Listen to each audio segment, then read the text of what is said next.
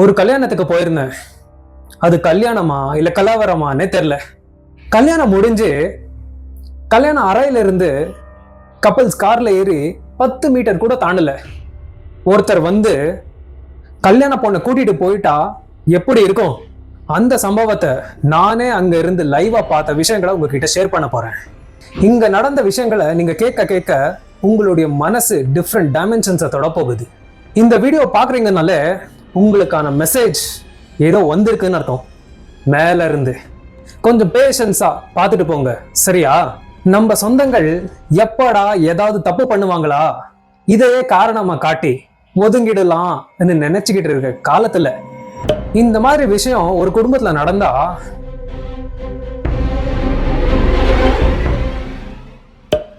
சரி, வாங்க சம்பவத்துக்குள்ள போகலாம். Let's begin.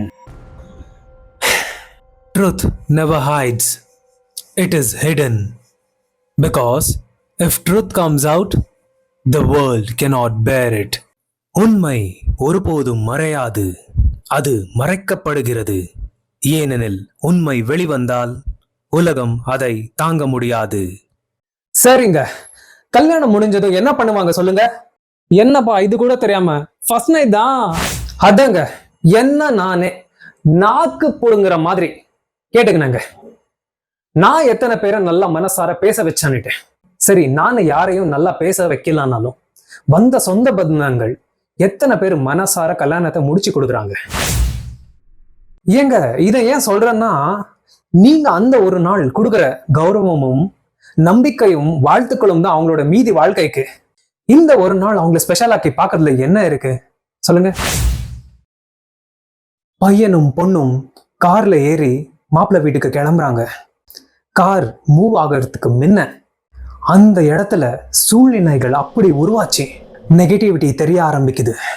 முதல்ல முகமறியாத வயசான குடிமகன் குடிச்சிட்டு கப்பல்ஸை பார்த்து கத்திட்டு வந்தாரு. அவரை கிளியர் பண்ணோம். அதை பார்த்துட்டு கார்ல இருந்து பையனுடைய அம்மா சந்தோஷமா ஒரு சிரிப்போட லிப்சிங் தெரியுது, போயிட்டு வரேன்னுட்டு. அந்த சந்தோஷத்தை அவங்க முகத்துல பாக்குறப்போ அந்த நொடி வர்ணிக்க முடியாதுங்க. ஆனா அந்த அம்மாவுடைய சிரிப்பு சில நொடிகள்ல காணாம போகுது. கார் மூவ் ஆனதும் 10 மீட்டர் கூட தாண்டல. ஒருத்தர் வந்து காரை வழிமறைச்சி நிக்க வைக்கிறாரு. அவர் வேற யாரும் இல்லை, பொண்ணுடைய தம்பி. அவர் என்ன சொன்னாருன்னா, ஹே கார்ல இருந்து இறங்கு,